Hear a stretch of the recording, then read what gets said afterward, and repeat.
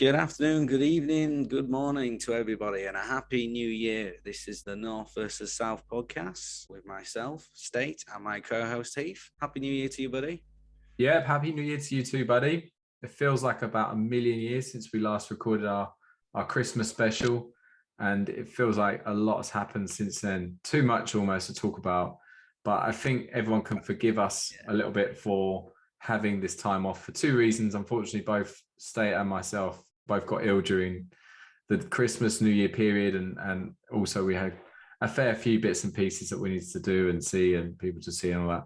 The podcast, unfortunately, we had to take a couple of weeks off. Please don't winter break, us. unlike the Premier League. Winter break, unlike the Premier League, we embrace a winter break. We do. Well, it depends on what teams, right? Because I think Burnley have had a winter break. I think Watford have had a winter break, right? So it all depends on what team. Some of them have had one without really choosing to. But yeah, how was? Watford have been having a winter break all season, pal. They've been doing it all year. Winter break. Not turning up, not playing. Happy 2022 with a Watford insult. In a week's time, mate, you might actually be in the position where you can't take the piss out of Watford anymore because they're doing so badly. They've got Newcastle, they've got Burnley and Norwich in 6 days, like all 3 games in 6 days. Could be quite interesting. You might feel sympathy for me. I won't. Trust me. I will not feel sympathy for you at all. I'll embrace the pain. I'll embrace it for you. Yeah. Nice. Okay. Well, I hope everyone had a nice Christmas and the New Year, and I hope everyone's happy and healthy, and they're all in good mindset to crack on to the rest of the season. I mean, it's been quite an interesting period. I think a lot of people have had some real frustrations with the last minute cancellations. I'm sure the Everton Leicester game might get mentioned today by my counterpart later. Yes. I have, and I'm sure I speak for us all here today, but I have all the sympathy in the world for all the FPL people out there who are having to deal with this, because the one thing that FPL community prides themselves on is planning for fixtures, planning for certain situations occurring, and these last minute cancellations have really kind of got to them. What are you thinking about all that kind of stuff, mate?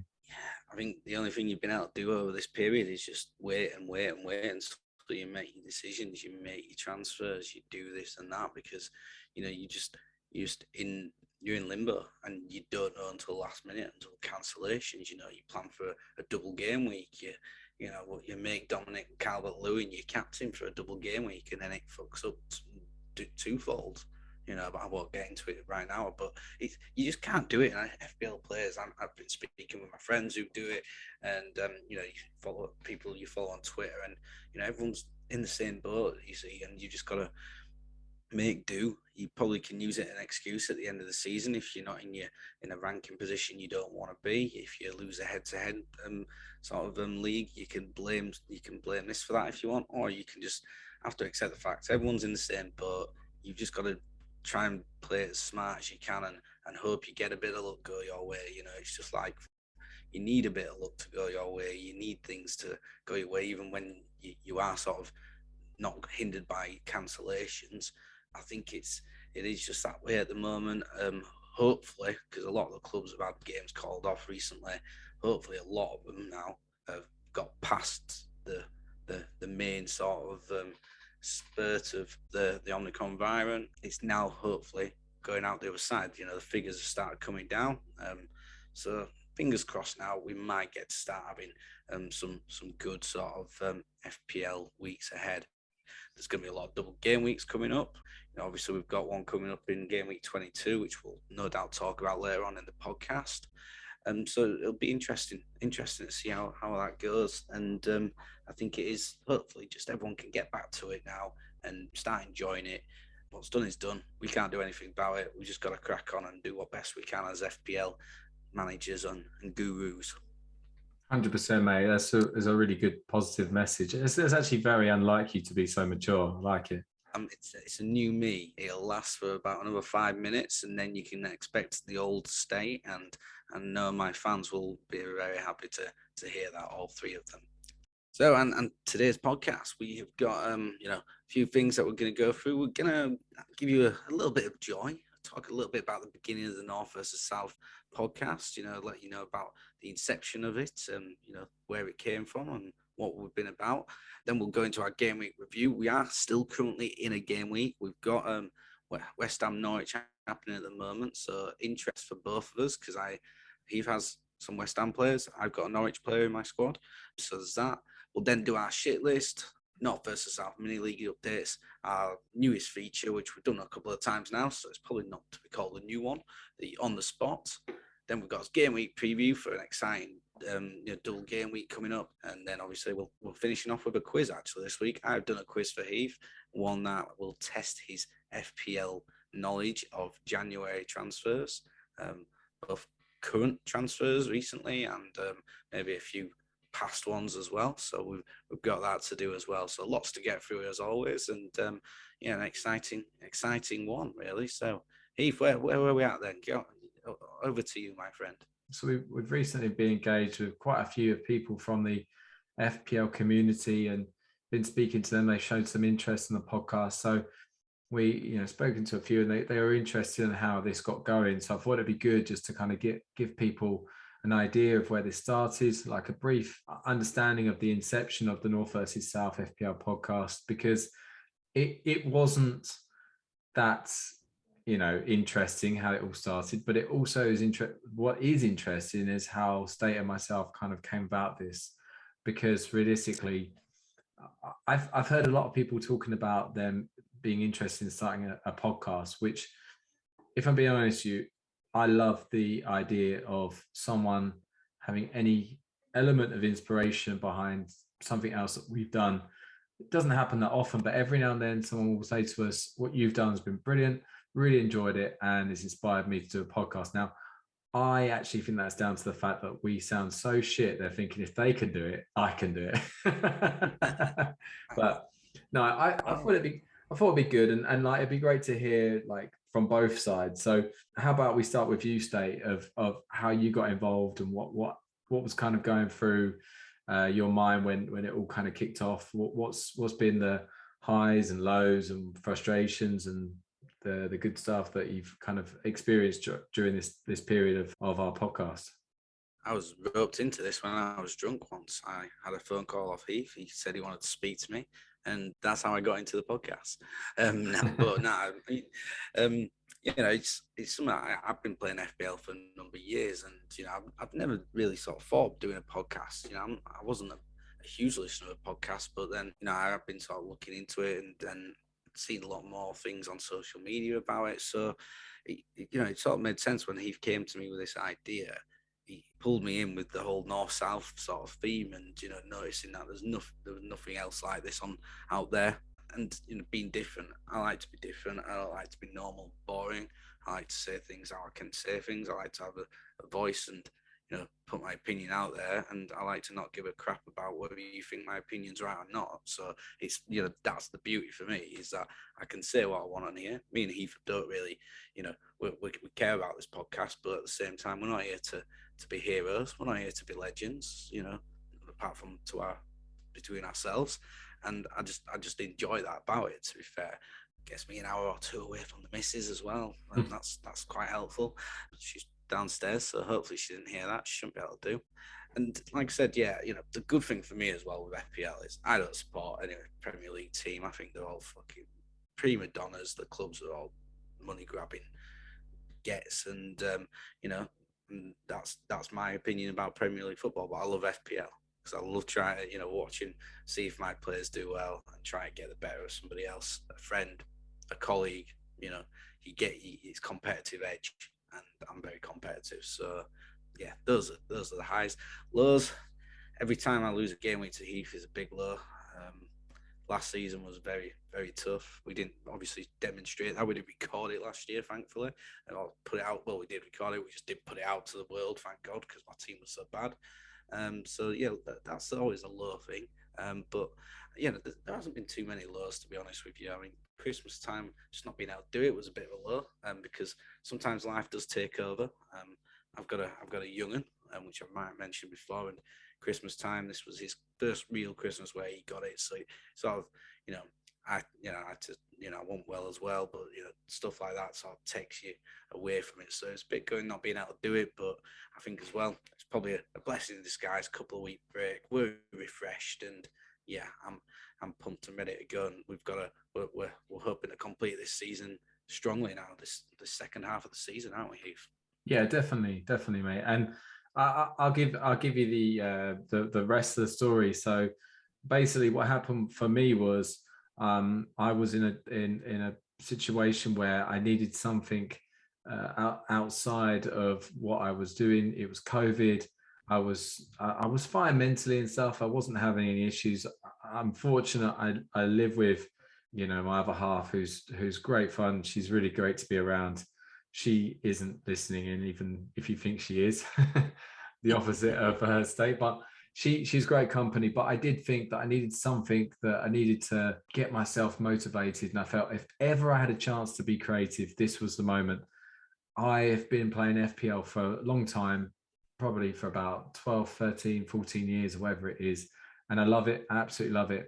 And when I worked out what I felt like my niche was, that was it. And the FPL community, I signed up to that on Twitter, got talking to people. They seemed like good people, and they all seemed good fun. There's ups and downs with the FPL community, but overall there's some great characters. And I just thought, why not? Stay got roped in because I did ask a group of my friends who I went to school with, who all live a bit more local to me, and I thought that would be better and easier. And for one reason or another, first choice. He wasn't even first choice. Yeah, I had a different idea, completely different idea, to be honest, and that didn't work out. And it was then I thought, I went to university and studied journalism with State, and it was sports journalism. And I thought, well, this is, if ever there was a good time to ask some of my uni friends if they wanted to do something to do with sports journalism, this was it. And of all of my uni friends, we've got some great friends, to be fair, but State was easily the person who liked the sound of his own voice nearly as much as I did. So he was the person I went to first, without a doubt. And fortunately, he said yes straight away, pretty much. I don't even think I told you too much about it. You were like, yeah, well, for it, mate. Yeah, count me in. You still can't do a northern accent, but no. I'll keep trying. But fair play to him. And yeah, we recorded a whole season worth of podcasts, on and off. We tried to do maybe every other week or something like that, but we ended up doing probably about 8 or 9 podcasts during last season, and we were trying to work out what worked for us, really. And after a while, we got to a few bits and pieces that we enjoyed. Then in the summer, we made a few decisions, cut a few bits and pieces, add a few pieces. And then once we got kind of like a definitive structure, we then started recording and then actually publishing it via, we use Red Circle to publish. And honestly, the only lows that I think I can tell you about is just the frustration of, like State says, like wanting to do certain things, you just can't do it. It's not in your hands. You want to get this done, you want to get that done, and you just can't do it. I've stayed up till a couple of times till, the early hours of the morning to get, to edit the podcast and get it out there, because I want you guys to have the podcast. Otherwise, it would have been 2 or 3 days because of social engagements and stuff. And obviously, that wasn't happening during COVID, but now it is. And obviously, I'd rather it the way it is now. But it does give it, it's quite tough at times. But the good parts of it is that, without a doubt, it's one of the highlights of the week. Absolutely love it. Whenever we talk to each other and we get the podcast out there, I always get texts from some of the, my mates and some of the FPL community telling us what they liked about it, and even some constructive criticism, which we really appreciate. Like that any kind of feedback, and any person who says to us that they're listening and enjoying it, it just makes you realize how lucky we are to be in this position, that we can do this now. Because 10 years ago, would not have been able to get the equipment, wouldn't know how to edit, wouldn't have had the computer software, anything like that, to be able to do anything like this. So it's brilliant. loving life. And I'm glad that we've been able to kind of get this out there, because 2021 was a really good year. That's the official inception of this podcast. But 2022 is where we take it to the next level. We've got a couple of reassurances we weren't sure if we're going to get, that we're going to have for 2022, and we're going to keep this coming. Hopefully we can get a few more podcasts out away from the general kind of weekly episodes that we send out. Maybe we could do a couple more of the NASCARs, and maybe we can kind of do a few more of the FPL team of the past, if you guys want to listen to that anyway. But at the moment, we're going to focus on our weekly stuff. And I mean, yeah, I think probably best to jump in. Otherwise, we will be talking all night, and you guys are probably going to switch off and not listen to our weekly stuff. So let's crack on with the game week review. And as I always say at the end of each podcast, I hope you enjoy. It's an absolute pleasure to be speaking to you all, and happy 2021. Oh my God, happy 2022. We're not playing the drinking game right now, Heath, because that's. I have got a glass of wine. I'll have a little drink for that. Have a sip of that, definitely. I'm on juice. I'm on the juice today. I'm trying to do a little health kick. Only for like during the week. I'm just trying not to drink during the week. Weekends start on a Thursday, so I drink Thursday, Friday, Saturday, Sunday. We have to start recording on Thursday nights then, mate. Yeah, God. Yeah, that could be interesting. I'm sure I'll be out of this sort of kick in about a couple of weeks' time. It's just to try and get back fit for the recommencement of the football season and when I play. So on to this week's game week review. As I mentioned already, we still have got a game in play at the moment. I will throw updates to you as and when it. You probably already know this because you'll be listening to this after the event, but we're still getting excited about it. West Ham are beating Norwich. What a shock that is at the moment. 1-0. Jared Bowen scored the goal. Soufal's got the assist as well. I don't know if you've still got him in your team, Heath, but you can let us know what's happening with your team. Yeah, I'm having a really good week. I made a few decisions that I was kind of hoping would go my way, but let's be honest, I got very, very lucky with the double game week for West Ham that's going ahead, and the Everton game week that didn't go ahead for yourself. The double game week didn't go ahead for yourself, mate. So I'm not going to pretend like I've done. It looks like I'm going to win this by skill. I think I've just got a bit lucky with bits and pieces. But yeah, I've got Guaita in goal from Palace. I think that it was a good decision in the sense that I obviously had Ramsdale on the bench, but they were playing Man City. Arsenal were playing Man City. So I thought with Crystal Palace playing West Ham at home, I thought it's probably better to give my Crystal Palace goalkeeper a chance. And yeah, I mean, he just got the 1 point, the same as Ramsdale. So, it didn't really matter either way. Rudiger, just the 1 point. He conceded twice against Liverpool, which, to be honest, I kept my Chelsea players in, which I guess I was just kind of hoping rather than expecting with them. Cucurella, just the 1 point, conceded twice against Everton, even though Brighton ended up winning 3-2. Just obviously the -1 for the 2 goals conceded. Soufal, as State says, at the moment he's on 5 points, but he's played 2 games. So he got an assist. He's about to get another point for minutes played in a second. So that will come up again. And he'll have the clean sheet. So any minute now it should go up to 7. And he's also got the point from the Palace game. He conceded twice to Palace. Then we move on to my midfield. Lucas Moura with 3 points, got the clean sheet against Watford, played the 90 minutes, but didn't do anything. Mason Mount just got the 2 points against Liverpool. I think he had a decent chance against them. I think it was was it like an offside or something that if they'd allowed play to carry on, it would have been quite interesting. But I think he scored and then they didn't put it back, or they blew the whistle before. I don't know. Anyway, it doesn't really matter. Again, it was against Liverpool. Wasn't expecting much. Son got an assist against Watford. He got 6 points with a clean sheet. Then Jared Bowen, who realistically I should have made captain after his goal tonight. He got an assist against Palace, and he's got a goal tonight against Norwich. Probably should have made him captain.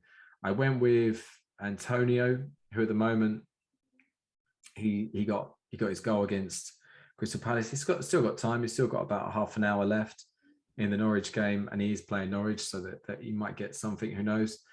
And then Harry Kane with 2 points, and Ollie Watkins was dropped against Brentford. So Lamptey looks like he's coming in with the 1-pointer. Only played 29 minutes against Everton. So yeah, my bench was Ramsdale, Lamptey, Smith Rowe, and James. James obviously is out for a while. Smith Rowe, I didn't want to play him against Man City, and rightly so, because he only got the 1 point and he only played like 19 minutes. So overall, I'm on 48 points. If I refresh it now, yeah, there you go. It's gone up to 57. So Soufal's now. He obviously has got the clean sheet bonus, not 1 point. It's 4 points, idiot. So Soufal's on 10 now. Bowen's on 13. Antonio's on 18. So up to 57. Not bad. How about yourself, mate? Fucking shit, man. Absolute garbage. I mean, I'm just gonna go through this very quickly and just get away from it as quick if possible. De Gea in net, 3 points. United was shit. He got a bonus point though because, well, did he get? No, he got a save point. He made 5 saves. I mean, yeah, Man United were terrible, and yeah, he got 3 points. Defensively, City didn't keep a clean sheet against Arsenal. They got the win, but didn't help me. Diaz 2 points, Cancelo 2 points. Trent got 4 points for Liverpool because he got an assist, but conceded 2 goals, so lost a bit of points there. So that was why he didn't get a little bit more. Midfield, Demarai Gray 2 points in the Everton 1 game. Rafinha 2 points. Foden didn't get on the pitch. Samari didn't play because Leicester got called off. Then Jota got 5 points for me because he got an assist. He only played 68 minutes though, but he got an assist there. Cristiano Ronaldo got 2 points. United were terrible, and then I went for Dominic Calvert-Lewin as captain because I thought he's gonna play. Bradford already said they need him. He's gonna start both games because they were meant to have 2 games. He had a chance. He missed a bloody penalty. I mean, crikey. He's been out for that long and then he misses a penalty. So that cost me. I didn't even get 2 points from him. He was my captain. I got 0 points from my captain. Nightmare. He scores that penalty. All of a sudden, I'm on 12 points with him. Then if they get the other game, he scores again. Who knows? I could have been looking at, 24 points off him. Who knows? But it wasn't meant to be there. So Calvert and DCL let me down there. But his first game back, it's good to see him back playing. I think it'll be definitely something Everton need, and good potentially for England as well. Give Harry Kane some competition up there again. I will have some people coming in off a bench because obviously Foden didn't play and Samari didn't play. Holgate will be coming off from bench for a massive 1 point. Timo Pukki is playing at the moment. He's going to be bringing in 2 points for me. Hopefully, he could sneak a goal. That'd be nice. It'd stop a clean sheet for Heath, and give me much in terms of getting a game week win. I'm not going to get that, but give me a little thing, something to smile about. My one mistake. Connor Cody is third sub for Wolves at Man United. He got 6 points. Wolves keep clean sheets. They're very good at keeping clean sheets. Or the games when they don't, they only concede 1 goal. I mean, I think the last time they conceded one or more than 1 goal was in game week 11 when they lost 2-0 away at Palace. Since then, they've either won games 1-0, drawn 0-0, or lost 1-0. And surely that's got. Sorry, mate. Surely that's got to be a no-brainer that your Wolves players will start coming in at the back, right? Yeah. Now there will be. I mean, they've got rid of a lot of tough opponents there. Yeah. So Wolves players are a big thing. For anyone out there, if you're wanting clean sheets from your defence, you got to be looking at Wolves players. Goalkeeper, defenders. You're not too fussed about getting any attackers in, but if you want to get 3 players from Wolves in, you're not doing. Get 2 defenders and the goalkeeper in. It's the defence doesn't change very often unless there's an injury as well. Try maybe put in one of the fullbacks if you want, because they're a bit more likely maybe to get something in terms of assists. But I think it's and they're cheap. I mean, they're dirt cheap. Barring Roman Sass. I mean, and he's out he's away now on an international duties at the African Cup of Nations. all the other defenders are under 5 million. So I think you won't go far wrong with them defensively, and just stay away from anyone who's in midfield or up front for them instead. So yeah, yeah. I mean, I've not had a good week. I'm on 22 points at the moment. It'll change to about 25, 26 maybe if Pookie can get a bit. I might get a bit more, but yeah, I'm looking at like 25 points. A heavy game week defeat, getting the head to head, and definitely dropping down the table in a few leagues that my Northern boys are in. My top four spot is definitely out of the question at this moment in time, but we'll get to that. But yeah, bad week. Well, it's great to hear, mate. It's great to hear. You sound like a real kind of downer, which I love to hear, especially for all those weeks of highs that you were very much confident and enjoying a couple of weeks ago. So Christmas period definitely was working in my favor, and I'd like to just remind State of that. But it's okay, mate. Build up that rage. Don't hold it in. It's not good for you, right? This is why we've got our next feature, and that is the shit list. Oh, yes, guys, you've missed the shit list. A new 2022 version of the shit list. That's right, 2022. State, kick us off. And before you do, I have to remind you, it's a max of 5 players. All right? A max. You can't go more than 5 players or people. Okay, then. All right. Making life tough for me now, all right? Making life very tough. Okay. Dominic Calvert-Lewin, you're on my shit list. You miss a penalty, no excuse, all right? I know you come back from injury, but you miss a penalty, you wear a fucking skirt in your bloody things. People might call it a kill. I don't care. You're not Scottish, mate, so man up, all right? Don't wear the skirt and fucking score your penalties next time, you dickhead, all right? So Calvert-Lewin, straight away on there. Cristiano Ronaldo on there. I mean, you just, all these people who love Ronaldo, I love Ronaldo as well, but he's just, it's just not happening enough, mate. You're not, it's no good performing it every other week or every couple of game weeks. When you cost that much money, you need to be performing it every week. Yeah, United are in a transition period which seems to be lasting the best part of a decade now. Come on, start pulling your team together and pulling them out of the crap yourself. Get some goals, do some work, hard graft. That's what happens in my day, lad. Hard graft. So you're on there as well. Pep Guardiola, you're on there. Stop fucking playing with Phil Foden. He went out, he enjoyed himself. Now get him playing every game. He had a little knock, suppose, against Arsenal. Don't believe that for a second. Pep Roulette came into play, and he just thought he'd do that. He'd had a great game against Brentford, and then he's not playing against Arsenal. People can say it's an injury, but Pep's still to blame in my opinion. So there you go. That's 3 people right away. Good work. And then after that, COVID is on my shit list. I mean, it's probably on a lot of people's shit list anyway, but you really fucked me up this week. Really have. I mean, Everton game, great. Thank you very much for that.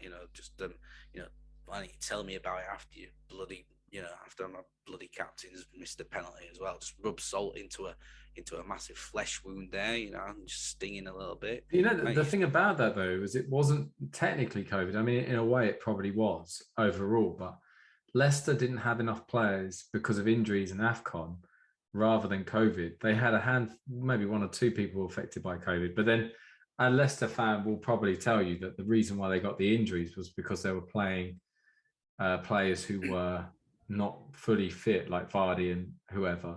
And that's the reason why they had to play those fixtures before, and they got themselves injured.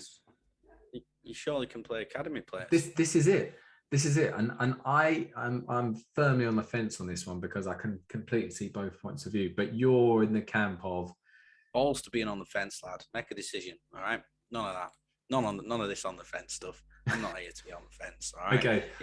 I'll come off the fence then. Go on. What were you going to say? No, academy players. They should have been made to use academy players, right? They can't be using AFCON and injuries as a reason to get a game cancelled because everyone knows about bloody AFCON, right? It's happening. Everyone knows it. They know how many players are going to lose and that. But that's why you've got, academies. 25-man squads, right? You get listed. But then surely you're allowed to bring in academy players into that if they're part of your academy. So it's, they've known about this. They know they're going to lose X amount of players to the AFCON. And yeah, injuries can take the toll, but there's always a backup contingency there, But then, so that's allowed to happen. But then Chelsea have 5 or 6 players off with COVID, and they're forced to play. Like I said, I'm not just disappointed about this because it's cost me, some extra points with players, which, that's annoyed me. But I just don't think it's right, either. And it just doesn't make any sense to me. But yeah, so that's on there.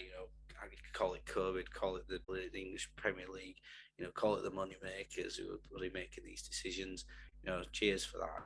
Really, really, really good. I'm loving the consistency at the moment from them. It sounds fantastic, and you have my faith in these clubs and the ones who make these decisions is about as good as my faith in Boris, probably. So yeah, well done, good work. Thank you, avid fan. Yeah. Let me ask you a question, right? Let me ask you a question just to play devil's advocate here, right? So it's Rotherham, and they're playing Sunderland, Wickham, and say Plymouth up there at the moment. Yeah. All right. You've got those 3 games in the next week, and Rotherham come down with COVID. Like your whole squad come down with COVID. They've got to play their youth players. If we played 8 games in 20 days last season in a relegation battle, which we were forced to do because of COVID. But was that right? Was that right? And I just went, fair enough. We get on with it, Okay, but was that right though? What? Well, we had to play the games at some point, didn't we? Yeah, I know. But what I'm trying to say to you is that the whole thing is that the reason why I'm saying this is that the rules are the rules, right? Everyone has a squad of 25. They all pick a 25-man squad, right? And the idea is that I guess if you can't pick 13 players from that squad of 25, then the fixture can't happen. That's the rules the Premier League have set by the sounds of it. And unless it's a goalkeeper issue, which could change things. Now, if you know what the rules of football say? The rules of football say as long as you've got 7 players on the pitch, you can play a bloody game. No, of course. So, but I'm just saying that in this day and age where we're at, and like football, 1 match, 2 matches, 3 matches could be the difference between, relegation, promotion, Champions League, championship winning, all that kind of stuff. Yeah, I know, but at the same time, is it fair? So just answer my question. You're playing Sunderland, Plymouth, and Wickham in a week. All your team comes down. You've got all these youth academy players. Do you want to play those games? You might not want to, but I'd play it. You would play them, but if you had the choice between, but Leicester don't play them. They get the choice. But if you had Leicester don't play them, we got forced to play 8 games in 20 days last year. Premier League clubs complain about playing twice in a week, and they can get away with it. It's a bit different though. It's a bit different because the governing body for the Premier League is the Premier League, but the governing body for the Championship is the Football League, right? So the Football League has one rule for one, and the Premier League has another rule for another. So they keep it as close to each other as possible. But the fact is that they're 2 different entities. Right there. Well, maybe, but at the same time, that's the rules, right? And the thing is, I'm not saying what happened to Rotherham last year was diabolical. I'm with you, mate. That was disgrace. And honestly, I was gutted for you guys because you showed enough fight. Took it on the chin, and we accepted it, and we get on. Yeah, but the thing is, you are where you belong, right? You're a top League One, low Championship team. You're where you belong, kind of thing. Is in the same as where we probably belong in the Premier League, that kind of thing. There's my insult of Rotherham for the year. But no, jokes aside, the fact is that when it comes down to it, in my personal opinion, I didn't like the fact that this happened. But at the same time, because there's certain teams, to be fair to Leeds, I know they're not, your cup of tea, but Leeds have been playing really under strength. Yeah, they're playing under strength teams to kind of get through it. play with several injuries and everything. They're just getting on with it. You don't see them. No, I know, but at the same time, what I understand is that these teams, like the Premier League, the Premier League decide whether these games are on or off. You know, it's not like if Leeds wanted to call it off and they had every reason to because they could prove that they could only field this amount of players in their squad, then they could have got those games called off. And I'm pretty sure that they probably would have done if they could have done. So I'm sure they didn't because they didn't have enough to do it, you know. But I just think it's wrong anyway. So no, and like I say, I agree that it's not right, but at the same time, it is the rules, and that's the rules they're going by. Like I said, and it sucks. If I'm a club next season, then what I might do is I'll go sign 12 players who all play for African nations, to countries, and then come January, I can get all my games called off and not be affected by it. We'll get a few players injured as well in the meantime, just for good measure. Let's throw a few lads into nightclubs so they can pick up COVID. And then with us 12 players that are already away with African Nations Cup, then we can get every game called off. So that's what I'm going to do next season if I'm managing my FPL team. I'm going to pick only players who are playing in the African Nations Cup. And then can I get my head-to-head games called off against you next year in January? No, and actually, by the way, we're definitely not avoiding this game week because you could get 13 players out. That's what I'll do next year. But guess what? I wouldn't be able to do that because it's my choice to sign those players, right? Not my choice to put them on my club, and it's these clubs' choice to sign those players. So then using that as an excuse just doesn't sit with me. You've got those players. Yeah, injuries on top of that. It's hard. It's a hard life, but that's life for you, all right? You still club. You're still getting plenty of money. Get your academy players in playing. Breed them. You might get a special one and stop whining about it and getting games called off and effing up everyone's FPL team as well. Thank you. Fair enough, mate. Fair enough. Well, have you got anyone else in your shit list? Probably. Have you got any more room? You right now for bloody poking the bear. All right. You can't put me on there. Not this early in the year. Come on. I won't. That's it for me this week because I can't really do too much more. The people who pissed me off are on there. Nice. Okay. Well, I'll move on quickly and I'll get to mine quickly. And to be honest, I was going to say that new year, new start, no shit list for me. But then I saw those two mugs in my team who a waste of bloody space, Lucas Moura and Harry Kane.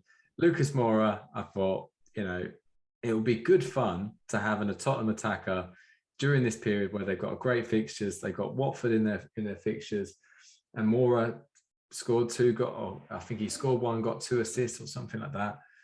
Bring him in. Gets dropped first thing. Brilliant, excellent. The next one he plays against Watford, does fuck all. Okay, brilliant. Good work, Lucas. Well done, mate. Next one, Harry Kane. You've been a useless piece of shit all season. Please do something in this January transfer window. Move. Go to somewhere. Go Man City if you really have to. I'm sick of the sight of you. I really don't know what you're still doing in my team. So those two, really. That's it for me. I can't complain. I've had a great Christmas in the sense of FPL. I'm catching state. I'm nearly there. One more week away, it looks like, touch wood, and I could be on even points. Still got a long way to go to get close to his overall points tally, but we'll see. Which is a good way of moving on to the next section, mate. Moving on, Yeah. Opening up, get some joy back into your life, No, there's no joy right now. You made me even more miserable. Actually, I'll get some joy out of some of the crap that's in our North versus South mini league. So mini league update is actually next. Yeah, that always cheers me up. Actually, there's always some funny ones in there. So maybe a couple might have got less points than me, or 1 or 2, who knows? But yeah, Heath, how's the North versus South League doing after a busy Christmas time? I think you'll need to let everyone know who the December manager of the month was. Actually, no. I'll just, before I let you go into the updates, I'll just announce the December manager of the month for the North versus South League. It was actually you, Heath. Wow, really? Yeah. I can't let you announce it yourself because we'll never hear the end of it. So I'm just getting it out of the way now. Heath got 338 points. A great effort, mate. Well done, you. You beat the second place, which was Mike Matthews with 337. Chris Harrigan, or Harrigan, is it? No, it's Harrigan. Harrigan. You should know him by now. Well, I do know him for the stag stuff, but I've not spoken to him and sort of found out how to pronounce his surname. So give him a call. Ask him how he is. Yeah, I'll give him a buzz. But yeah, so he came third with 323. Paul Pond with Dirty Sancho with 315 in fourth spot. I won't mention anyone else below that. I came 10th with 290. But yeah, good game month for December, Heath. Like you said, you've had a good December. You've done well in the COVID crisis time. So spot on to you, pal. And yeah, you can't really go well. Tell you what was fun actually, Mr. Brad Utteridge. 4-0's a tie now, 226, 20th out of 24th in December. What a bad run. Ouch. You were only better than the 4 people who were just just always down at the bottom. So you had an embarrassing time there, Sunshine. That's quite enjoyable for me. He's never been good at fantasy football, mate. I'm surprised he's doing as well as he is, to be honest. I'm sure he'll be on his way down. Got a bit lucky at the start, didn't he? That's all. So yeah, basically. Well done to you, Heath. Your manager of the month prize will be sent to you by courier and be expected to arrive in 2059. Okay. Well, what I was intending to say was that maybe we could, like, to the winner of the manager of the month, we'll just give them a free podcast. You don't have to pay a thing, so we can do that for you if you want. Yeah. Obviously, I'll donate my free podcast to charity because that's the kind of guy I am. Bowen's just scored again, Heath. Has he? Bowen's just scored, yeah. Should have made him captain. I mean, I'm happy, but I should have made him captain. Yeah, I'm putting the raffle ticket back in the mixer. There's no point in me taking it. Yeah, let's get into the current situation, the actual league itself. So, like I always say, best till last. So we start at the bottom. Sam Diamond starting to pick up some points, but his team is still a sea of red. He's going to get 15. He's going to get 21 points off his bench with McAllister and Cresswell, if Cresswell carries on to keep a clean sheet. He went Antonio captain, which tells me that maybe he is still looking at his team. Lloris in goal, Ben Rama. But he's got Zaha, Sarr, Richarlison, Pogba, Pereira. They're all red. So I don't know what he's doing. Yeah, he's bottom of the league by a mile. El Badger Poopers. Let's have a look at him. Mahrez 9 points, Salah 7. Lukaku, he made Lukaku captain. So again, he's checked his team. He's made some transfers. He's took a -4, the first free transfer of the season for El Badger Poopers. And get this, Jimenez in, Richarlison out, Simicas in, Good out, Kafka in, Marquez out. Interesting. Not sure I understand his thinking there, but hey, let's. I think the guy's just a smidgen away from pure genius. I'm sure of it. Yeah. I totally agree. Now let's move on to someone who isn't unfortunately close to genius, which is Joe Hadley, the UnitedDivision.org. Again, another stinker. He has got 7 points, 8 points coming off the bench with Ward-Prowse and Armstrong, but Fernandez is captain, just a 1 point. Lukaku, Gallagher, Twanzebe, Shaw's on a red, Sancho and is yellow, Foster in goal. It's grim reading. I mean, the guy's got one of the weaker weeks with 11 points at the moment. Add the extra 8 off the bench, so 19, not good really. Then we move on to Ned Starks, my dad Harrison Copley, Sterling captain, but he's got his Wolves defenders coming off the bench, it looks like. So there's 12, and he's got 14 points, no, 16 points coming off the bench. So there's plenty of points coming off the bench. So I'm sure he'll be on the move, potentially up the, maybe not actually. Pavlos Lossi. Now, he actually texted me around Christmas saying, you better give me a shout out on the podcast, because this guy's had an absolute great Christmas apparently. And at the moment he's on 67 points. He has Bowen as captain. Ooh, so yeah, so he's probably going to have arguably one of the best weeks of the game week in the league. So 67 for him. Still needs a goalkeeper in his squad, but Yeah, he plays it that way. He's a bit of a maverick, that one. Then we've got let's just say King of the 13 South. points on his bench as well. He's got 13 points on his bench. Killer. Maverick Stars, that is. King of the South, Eddie Moran. Eddie Moran. He might not be an Ed. Sorry, Ed or Eddie. Gallagher is captain, so he's going to get an extra couple of points for Kane captain. That was an interesting one. Again, another Maverick move, like it. Antonio 9 points, Ben Rama 6. Got Bednarak. Is he coming off the bench? Yes, he is. So with 8 points, 9 points come off the bench altogether. So not bad. And then our main man, the Maid Marion or Ben Marion. A good game week. Had a good game week. 58 points. He had Laporte, Region. He's Antonio as captain, 18 points. Broca, Salah. So decent week for the big man. He'll be having a good time with that, you know.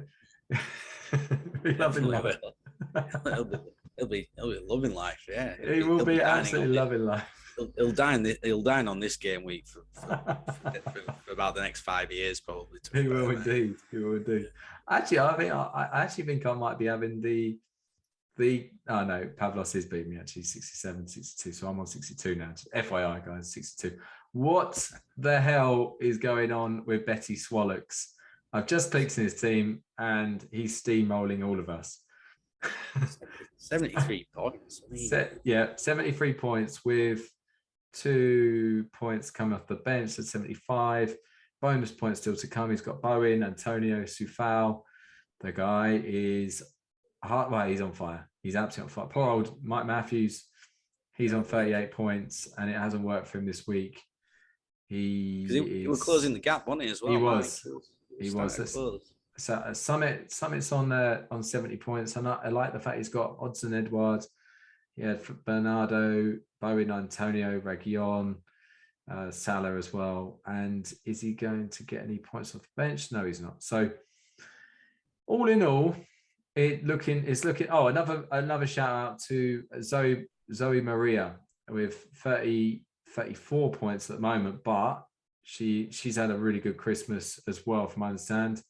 Cancelo's captain this week didn't quite work out for her, but she's obviously taken inspiration from you, mate, when you've made him captain in the past, and he's absolutely rock and rolled it for you.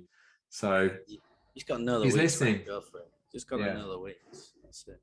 She's listening. Well, that's all I'll say. But yeah, guys, good work and keep it up. We were getting a few people asking whether they could join this North versus South mini league, and I had to say no, because I do not want someone joining the league halfway through the season and going top of poor old John Rogerson after he's having such a great season. It just wouldn't be fair.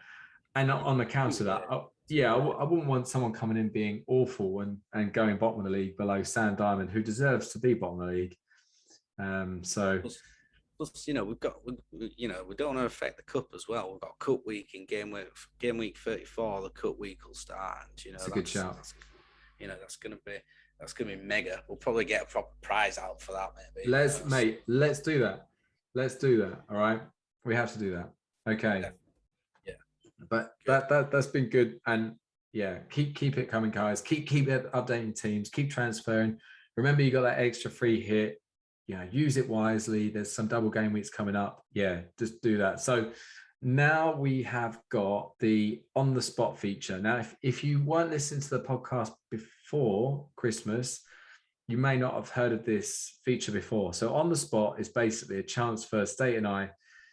We both do a bit of research into this podcast. We both kind of have some ideas of what we want to talk about, how we're going to get to that, and what's going to happen, etc., etc. Some things are spontaneous, some things aren't. However, this feature is just all about spontaneity. It's all about getting an instant response. So I've got 5 questions lined up for State.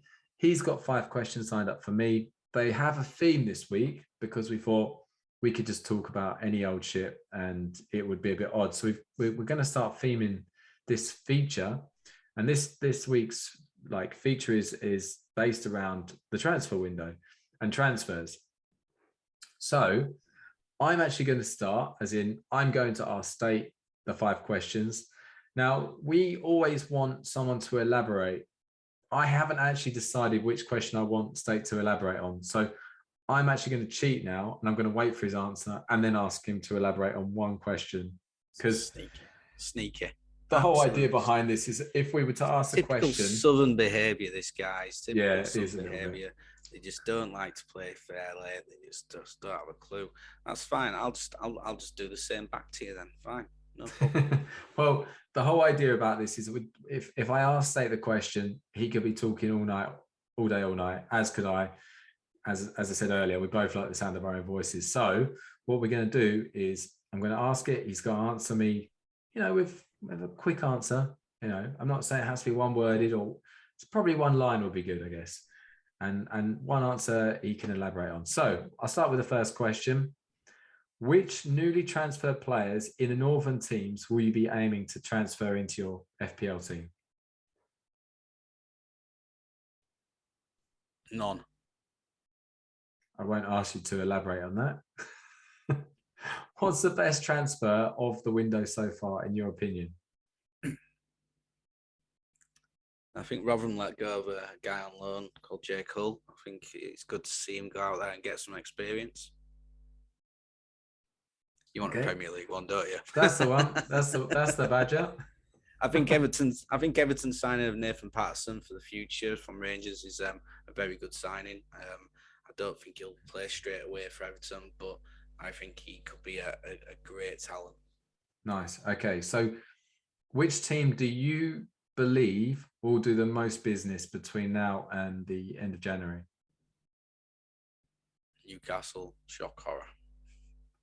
What transfer would you like to see completed from all the speculative transfers out there at the moment?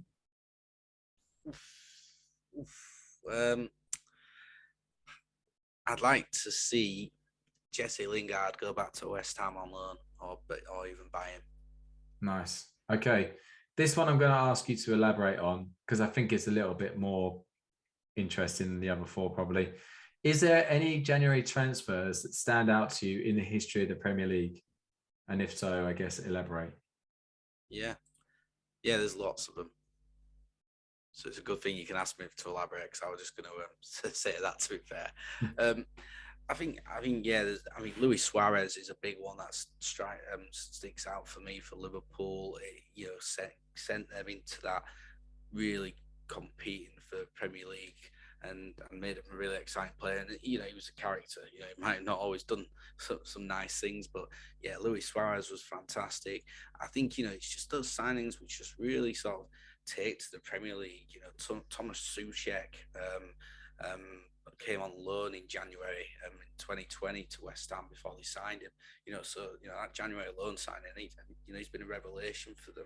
But then you look at some quality that I've just done there. There's been some great players who've come through and you just didn't think about it at the time. Bruno Fernandes, 2020, great, came on the scene.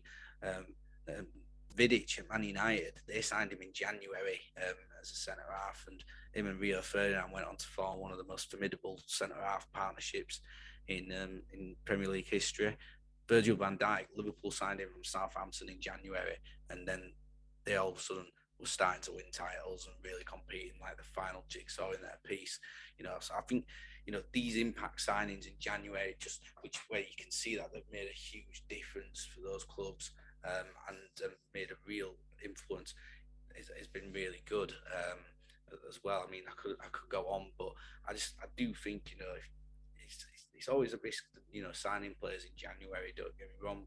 Sometimes they take a few months as well, so they don't maybe come into really influencing the game until the following season. Sometimes because they get used to the team and whatnot. But I think that's really good. Jesse Lingard last season was really great for West Ham, obviously, and he. It was great for him as well because it's also an opportunity in January for a player to get back into playing again. Lingard was in the, he was down in the dungeons at Man United. He wasn't getting out of there to play any games. He comes out there and he puts himself in the market. He gets back into an England squad. West Ham, he wanted to try again, stay at Man United. Obviously, he's got an affiliation with him. He loves the club. He's been there all his life, But I think, it was there. He went out there and he showed everyone, look, I'm still a player here. I can still mean business, and I can still, damage teams as well. And I think, it's also very good for the players to try and get that thing. And we could see that again with a few of us this year. I mean, January, we're still early Jan, plenty of time to go. So I think that it could all really, take effect there. It's not just about clubs being able to get those players in. It's about players getting the chance to play again and, try and put themselves back into the spotlight of being noticed as a top player again. Yeah, I like it, mate. I actually think while you were talking, I was thinking to myself, I've got a really good question for you. So go on. Here at the FPL podcast, the Northwest South FPL podcast, we are givers. We like to give you guys stuff for free here. And here is a sixth question, unheard of for on the spot feature. State, you can't elaborate on this, but I want to know, do you know what? Elaborate on this. Give our listeners what they want, right? Do you think the transfer window should be there at the moment? Do you think that there should be ongoing transfers from August through to like March, like they did back in the day, or do you think they should have the transfer windows like they do now?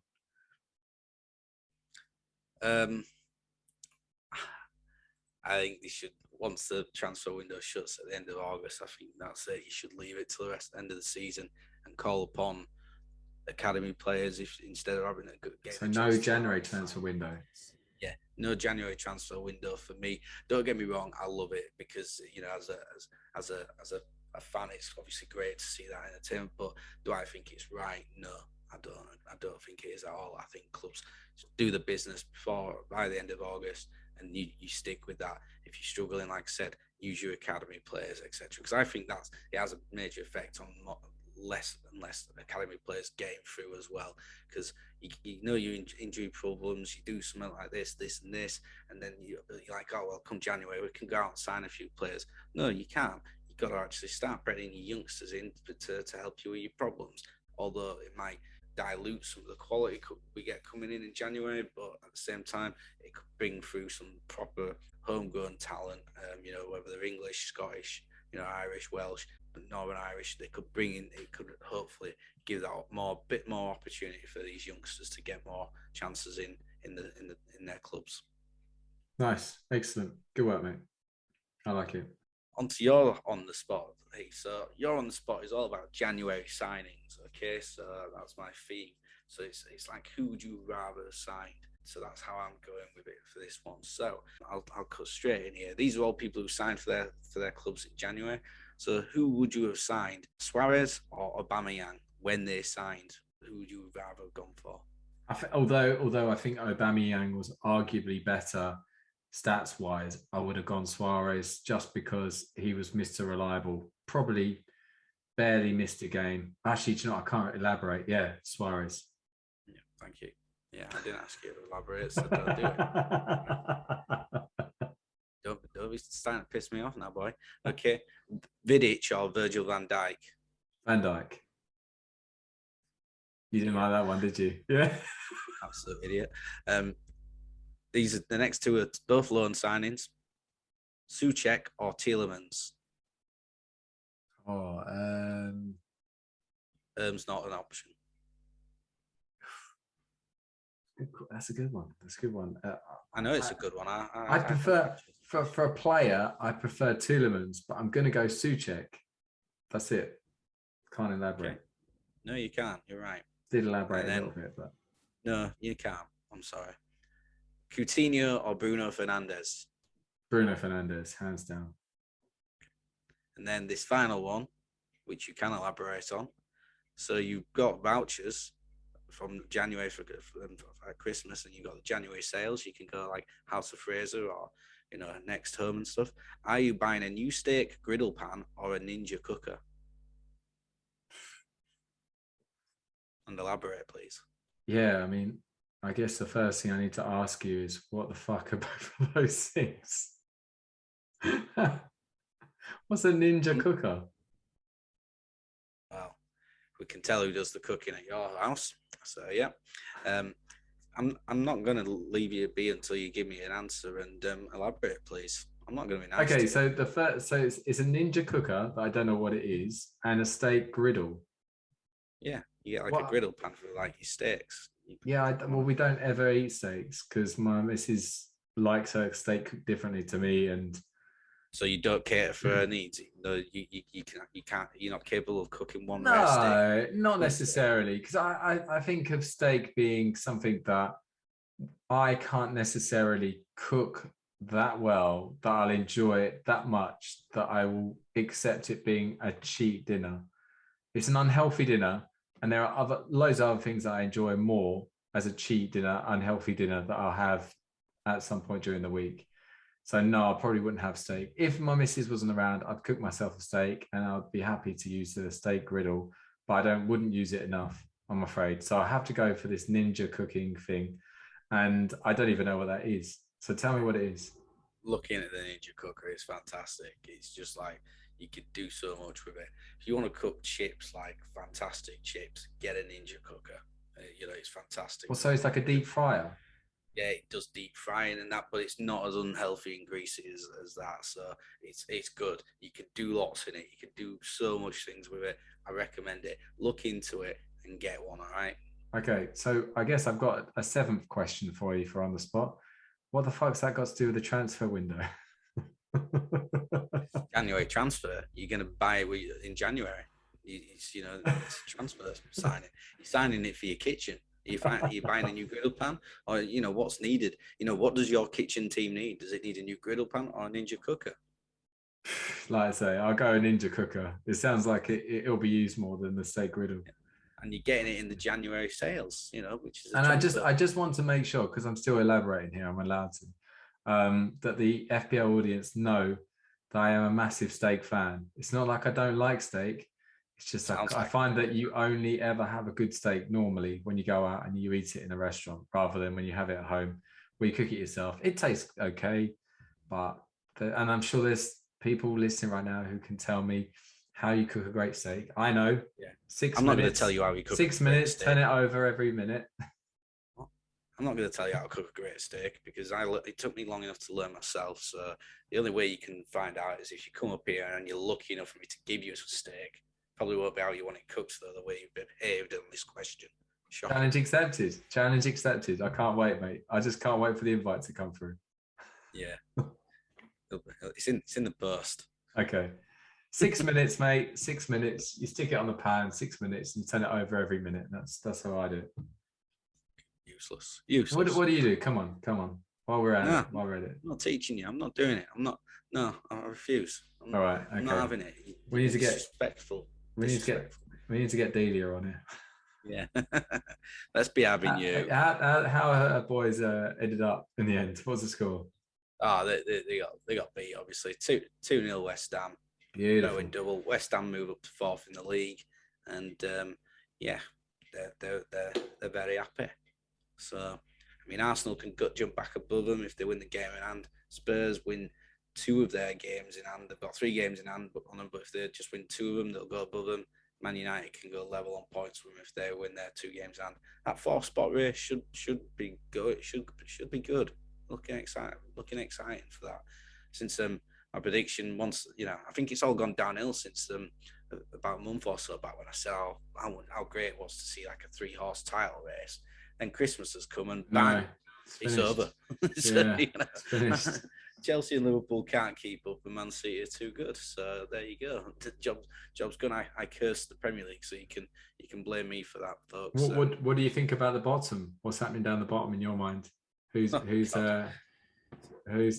down at the moment? I don't know. I think all 4 teams seem to want to go down at the moment. Which is quite interesting. They all seem to want to let the other one stay up, which is, quite a fun game. Burnley want to sell their trusted striker, especially when the other main players on AFCON duty. So that's clever play. Yeah, I mean Brentford are on such a terrible run, but the 12 points clear of safety. So I think thinking they're probably going to be all right. At this rate. To be honest with you, I think the bottom 4. I mean, it only takes a good run of 2 or 3 wins, and you sort of, you're all of a sudden looking at being safe, but you just can't see where the wins are coming for these sides. But I suppose we've got a few weeks coming up where they're playing each other, and it's going to end somebody. Most likely Norwich. They'll be done very soon, and that I think what you'll find is that the likes of Watford have got, obviously your boys. You've got Newcastle away coming up, huge game. You need to not lose. You need to not lose that one. That one, yeah. But then again, Watford can score goals. But then you've got Burnley away as well on Tuesday night. If you can get 2 wins, which you're more than capable of doing, then you get 6 points there. All of a sudden, you're looking hunky dory out of there, aren't you? And everyone's sort of going to be saying, right, great. Watford are there. They've just killed Newcastle and Burnley off, and let's just send those 3 teams down. So it's going to be an interesting few days for your lot and Newcastle and Burnley, because everyone knows how vital a win could be there to get that. And to be fair, everything points to Watford being more likely to get the win, because the other two have only won 1 game all season each. I'm disagreeing with you, but the only thing I would say is that Newcastle, they have incredible kind of support at the moment, considering where they are. They seem like they're really getting behind Eddie Howe. Even that Cambridge game. They just lost. No, I know, but like, look how many people turned up for that game. Yeah, that was ridiculous. You can have all the support in the world, but if you're shit, you're not going to win games just because of supporters. It's not necessarily, but you have to know what I mean. Always have a good fan base. Look at that was their main team. Basically, they had pretty much out against Cambridge. God, Cambridge, we gave them a bloody hiding in league not long back.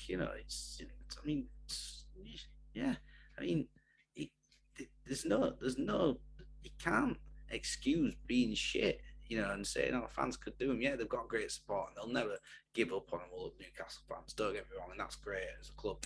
But, is that going to save them this season? I mean, I won't put it down to that. They need to make some more signings and really strengthen. And that's what's going to save them, is the fact that they've got a lot of money and they can afford to buy players, or they can afford to get people on loan on good wages, and then they'll be able to deliver. That's the one thing that'll save them if it's going to, because Watford have been poor, they've got a chance still. But it's, like I said, it's going to be interesting, very interesting. Yeah, agreed. I personally think it's Norwich, Burnley, and Newcastle going down. Watford will stay up. I think Watford are going to push for Europe after these 3 wins in a row. They've got all the difficult fixtures out of the way, and I think that they'll be going on the European tour. You've been smoking the pipe whilst I've not been watching or something. No, it's this red wine's really red wine. Red wine going down a bit too well. I think it is. Put the wine down. Go get some water, and come back to the land of the living and not Cloud Cuckoo Land, please. Yeah, thank you very much. So anyway, yeah, obviously after our good on the spot and everything, and a little bit of additional chat for you all there, guys. I hope you enjoyed that. Always good for a debate, me and Heath, that's for sure. Game week preview. So this is how we're going to set up our squads, or how we're looking, what we're looking to do for the upcoming game week, I guess. We've got as we've already sort of mentioned, we've got a number of teams have got double headers, mainly southern teams: Watford, Brighton, Chelsea, Spurs, Brentford. So 6 southern teams have 2 games. Have 5, sorry, and three northern teams: Burnley, Leicester, and Man U, have 2 games each. So that's the plan for this week. Heath, what are you thinking? What's in the mindset for this week, pal? Well, I've got a good kind of like set of players already, but I am plagued by a couple of injuries to big players. So at the moment, I've got Guaita in goal. Again, he's got Brighton away, bit of a derby that, but Ramsdale's got Spurs away, so there's a bit of a harder derby really for Ramsdale. Arguably with Spurs, you just never know with them. So I've got Rudiger. He's got 2 fixtures, City and Brighton. So I'm happy with him. Lamptey and Cucurella, they both got 2 fixtures each. So I've got Crystal Palace, Chelsea. Soufal, who's got his clean sheet tonight. He's got Leeds at home. That's a good fixture. Then I'm moving on to my midfield. I've got Bowen. The guy's on form. Arguably, because he's only got one fixture, it's difficult to pick your captain. Any other season, this would be really easy right now. And I would have just given it to Kane without even thinking, but it's really tough. So Bowen actually might be in contention, but I've got other options. So Lucas Moura's going to be in the team, Arsenal, Leicester away. And then I've got Mount, who's got Man City and Brighton, like Rudiger. Son is injured and he's out for a while. So I think I'll probably play. I'm actually thinking I'll probably play Smith Rowe, because if he's fit, the way he and Saka and some of the younger players played against Spurs the other time, they really seem to get right behind it. So I think he'll go into my team if he's fit. I hope he's fit. Then I've got Antonio and Kane up front. Antonio, obviously just a one fixture. So stuff. I've got Watkins on the bench, but then I've got Son, James, and Ramsdale. Son and James are both injured for a while, and Watkins playing Man United at home. Arguably, I could again probably put him in, because you never know with United at the moment. But it's not a team that I've got a lot of double players in there, but I am tempted to play a free hit, because I'm thinking to myself, I want some more Watford. I want some better Tottenham. I want Reguilon, for instance. I want some better Chelsea, because I've only got 2 out of a potential 3, even though Man City's one of their games. So I'm tempted to play a free hit, but this is where the fantasy football rules. If the rules were different and you could play 2 chips at once, I would 100% play my bench boost and my free hit at once. But obviously, it doesn't work like that. You can't do that. Otherwise, most people would do it. So, yeah, I have a decision to make whether to play my free hit. If I'm being totally honest with you, mate, and I love FPL, but I've got to be honest with you, the last FA Cup week and these cancellations and stuff, I've really not looked at my team. I've not cared about FPL for a bit, because I found it hard to be motivated for it. It just doesn't seem like it's that interesting until tonight, where games are kicking off with players I've got. I didn't even know there was a game last night. That's how bad it's been. But now I'm back on it again, and I'm looking at my team and I'm thinking there's a lot to do. So again, free hit might be played, might not be. We'll see. But I'm excited either way, because I've got a lot of double players there, if I don't play a free hit or if I do. So how about yourself, mate? Yeah, well, I'm definitely playing my free hit this week. That's a definite. That's a go for launch. We are going for it. Mama always said life is like a box of chocolates. You never know what you're gonna get, and well, I know what I'm gonna get. It's a free hit, and I'm gonna get it big. That's what we're doing. There's your movie quote of the week as well for those guys. So enjoy that one. But yeah, free hit this week's gonna happen. United have got 3 double game week. They've got Villa away, they've got Brentford away.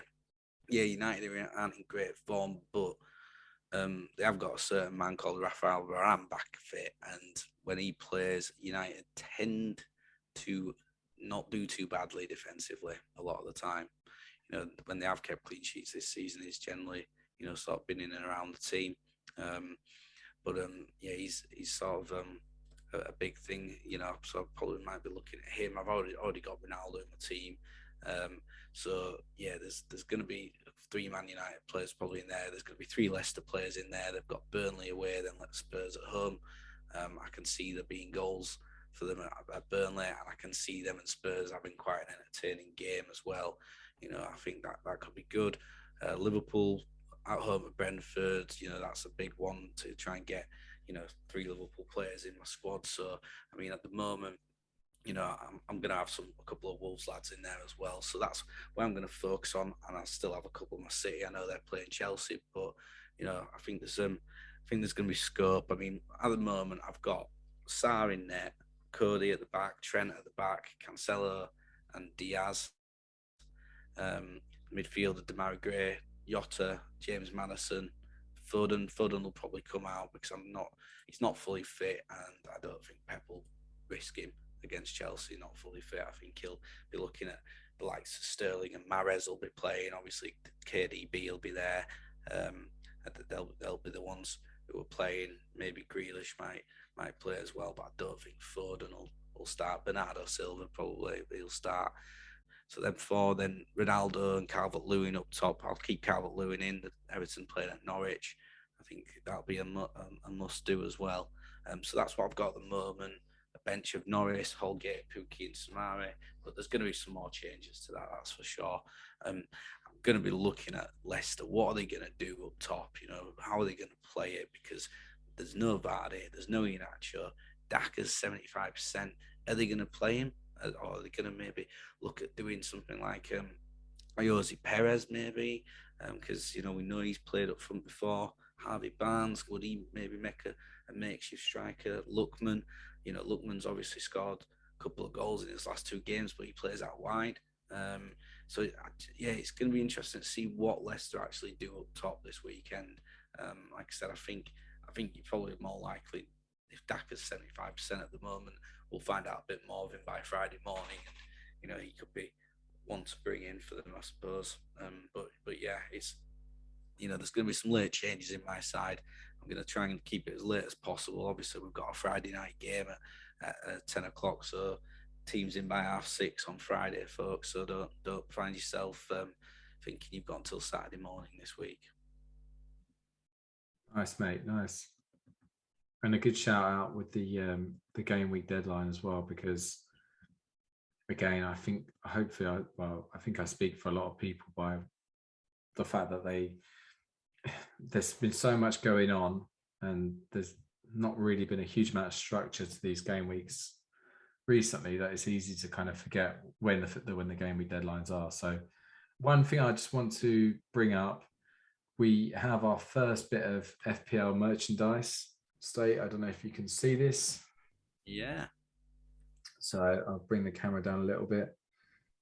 It's a t-shirt that was given to me that has North versus South, FPL podcast, FPL_Southerner, which, if you guys are keeping up on Twitter, is now incorrect, because my Twitter handle is no longer happening anymore because I got hacked over Christmas. And now my Twitter handle is just FPL Southerner, no _. So thank you very much for the guys from work who bought this for me for my leaving present, along with the mic set and everything. It was very kind of you guys. So I thought I'd give you a shout out on the podcast. It was a really nice present. Shame it's out of date. It's not your fault. It's not my fault. It's, it is what it is, technical. But, we've got our first bit of merchandise, and I think, mate, we should run with it, Definitely. We could make them. That's where we could make some millions. Yeah. Millions of buttons, or I don't think you mean pounds, do you? No, millions of Japanese yen. millions of minions. Let's get some minions in, that'd be good. Yeah. Nice. I think with that spirit, we need to move on to our final feature. I'm always a bit nervy about your quizzes because I just don't know which angle you're going to take me in, but I'm looking forward to it nonetheless. Well, this week's quiz, the price is right.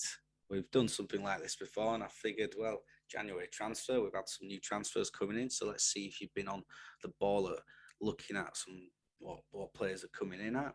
And also, I've gone to some some players who have signed in recent January transfer windows, and going to sort of see what your thoughts were and what prices they came in at. Let you have a little bit of an opinion on it. Do you think they're right prices as well? So, we've got a bit of that going on today. Got 10 questions. There's no fine this week. I think it's a bit harsh doing fines with all the uncertainty. It's already tough enough. So once maybe things are hopefully back to a bit of normality again, we can start bringing back some fines into the quizzes. But this time round, it's just going to be pure me just being gloating if you don't do well, and if you do well, you can gloat back. So it's all about pride. That's what we're going for this time round. Okay? Yeah. Nice. Excellent. So we're going to start with your team. Let's see if you've really been paying attention to Watford, because they've been busy in the transfer window so far this year. A few signings coming in. So let's see if you know what prices they've been introduced into FPL. Let's make sure those hands are up. I don't want to see them typing away or anything, or clicking away. None of that, please. So we'll go with Watford's new signing, Samir Gitano de Sousa Santos, a.k.a. Samir. So I think he came in at 4.5. 4.5, correct. Well done. Good work. Hussein Kamara. Am I just doing higher or lower, or am I giving you the No, actually? give me the price. If you need options, I can give you options, but I'll let you decide. I mean, I don't know this one. I don't know this one, so I'm guessing. But because he's a fullback, I'm thinking he should be more. I'll go for. Do you know what? I think this might be a trick question. I think he's 4.5 as well. He is 4.5. Well done.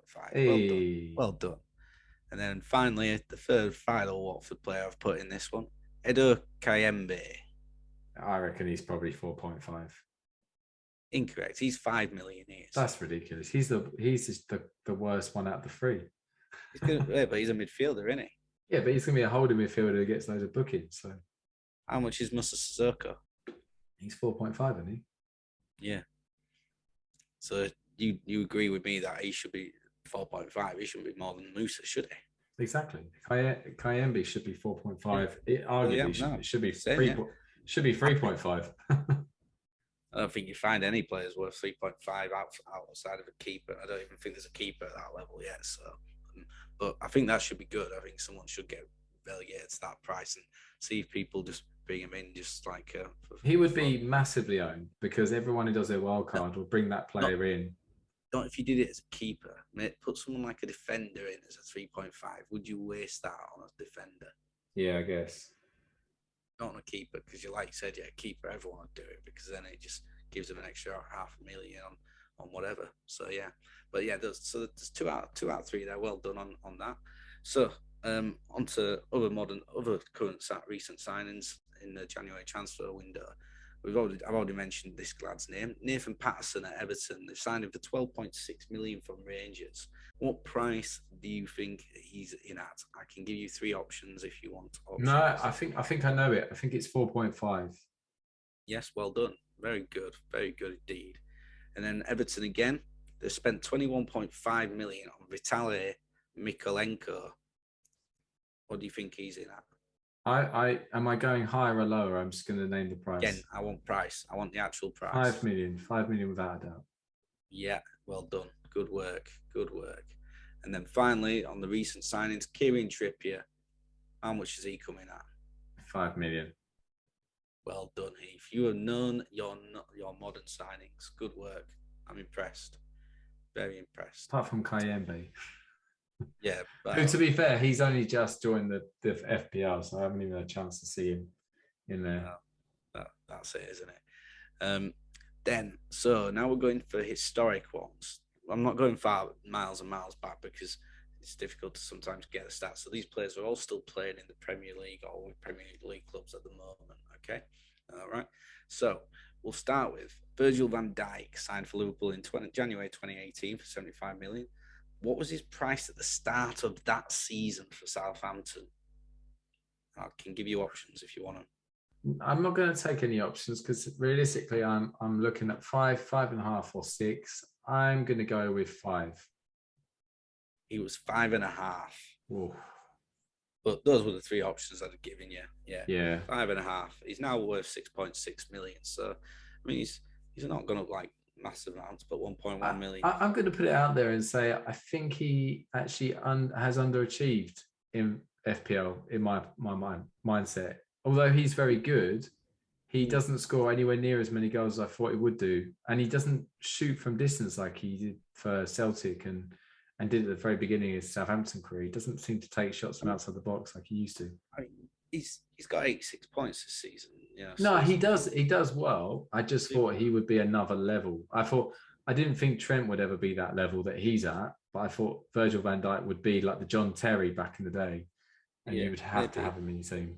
Yeah, 86 points. It's 6th highest defending scorer in the game at the moment, so he's not doing bad. But the thing about Liverpool is that you arguably, if you're picking Liverpool players, you've got to have Salah, really, let's be honest, unless you're in my situation, you've got to have Salah. And then if you've got Salah, then you've got to have Trent, arguably again, arguably the best defender in the whole league for FPL. And then if you're going to go for third Liverpool, you're either looking at Jota, Robertson, or Van Dijk, and he's number 3 out of those 3, really, isn't he? So what I'm trying to say is that I had it in my mind that I thought Van Dijk would be number 1. Yeah, I see what you're saying, and yeah, if Robertson had the injuries, probably be scoring more points than Van Dijk would be, I guess. At the moment, we'll see. But yeah, excellent. Well, unlucky on that one, but you're in the right ballpark, so that's good. Well, next going to go for Bruno Fernandes, signed in 2020 for 62 million. What was his starting FPL price? I think it's 7.5 million. You're close, but you're not quite there. He was 8 million. Came in at 8 million. Damn. I mean, he's now 11.6 million. Yeah. I mean, that's 3.6 million increase from when he first joined the league. Obviously, wasn't really as well known, obviously playing in the Portuguese league, and that standard's not seen it. But obviously, Bruno, he hit the ground running, didn't he, for United? Then last season he was quality. This year he's having a bit of a blip because, well, he just is, because he started at 12 million this season actually. So he's gone up 4 million since joining the Premier League. And shout out to our very first podcast that we published, because it was all about Fernandes and Salah, because they both scored big on the first game week. Oh yeah, I had them both in my team. So yeah, it was good. Good week. Very good week. So yeah, unlucky. 7.5 though, good shout. And going low, that was what I was hoping you'd do, because that shows knowledge, because he was low. No one would believe you right now if someone said, "Oh, do you know that Bruno came in and was only 8 million?" They'd be like, "Behave." I'm like, no, he was. So there you go. Right. Said Benrahma. He signed in last season, Jan 2021 for West Ham for 20 million. What was his starter price? That's tricky. I actually think he could be quite high. I think he could be. I'll go for 7.5 with him, actually. Oh, mate, you disappoint me. Yeah. That's the most ludicrous answer you've had so far in this quiz. He came in at 6 million. He's only 5.9 million now. So, well, I just thought, why bring him up? I thought maybe he came in at quite a high price, and this isn't his first season. It was last season, right? Jan 2021. So I thought maybe he came in high, hence why you put him in. It's again me trying to get in your head rather than just answer the fucking question. Really, it's me who's getting in your head, because I've just absolutely done you with that one as well. So you're not doing very well on the historic ones. No. So yeah, and then finally, our great friend Mr. Aubameyang signed in Jan 2018 for Arsenal for 60 million or around that mark. What price did he come in at FPL? I'm going to go with 10.5 million. Well done, mate. Spot on. 10.5 million. He came in with a hefty price, and he warranted that hefty price in that straight away, because he performed for Arsenal, and for the rest of that season he did well, and he then went on to do well for another couple of seasons before having a few blips, really, we could say now, I think, to be honest, because yeah, he scored 10 goals from January to the end of the season, which was a great return, and then he scored 22 goals for the following 2 seasons, then last season just the 10, and then this season he's only got the 4 at the moment, and after his big fallout, he's probably not going to score again this season in the league unless there's some drastic injuries happen at Arsenal. Yeah, Mr. Aubameyang, see you later. He's definitely not scoring in January because he's over in the AFCON playing for Gabon, isn't he? So yeah, good shout there, mate. I was going to put in the Philippe Coutinho one, but in one of the groups we're both in, some knobhead doing that and put the price in there, so I have to take that out. So that's a good chance, actually. We should shout that group out. What's the group called again, off the top of your head? The WhatsApp group. It's a good group, to be fair. You get great info from people, to be fair. It's called Dream Team /FPL/Sky. So basically, anyone who plays in any of those dream teams, I reckon there's plenty of people in there who do all 3. And there's definitely a fair few. Fair play. There's definitely a fair few doing the AFCON as well. On top of that, I decided against the AFCON. I don't really know enough about some of the weaker nations to do it. I just don't have the time to do the research. I'm doing Super Brew on it, so I'm predicting the scores. So yeah, I'm doing that to sort of keep a bit of interest in it and try to watch some games as well. Some a crazy game happened today, I believe, with the referee taking centre stage. Did he go to referee school? I wonder. I do not know, but if he did, he needs to buy a watch that works for starters. I think the good thing about him, I think he told VAR basically to F off about saying it. He said, "No, I'm not going to overrule a red card like you suggest I do. I'm going to keep him sent off." But was he right? Was he right? I mean, I don't even know, but I've not seen it yet. I've only heard the stories, but either way, I don't want to look at it because I just love the fact that he did it and he just said, "Nah, I'm the referee. I'm going to make the decision, not a computer." So he basically blew the whistle at 86 minutes, then he blew, or 85 minutes, then he blew the whistle again at 89 minutes or something. Yeah, I mean, it's just the problem here is that there was a lot of talk about African nations and the credibility and how people were dismissing it and being very patronizing towards it. And then that happens in the first couple of games. You go, that isn't very good.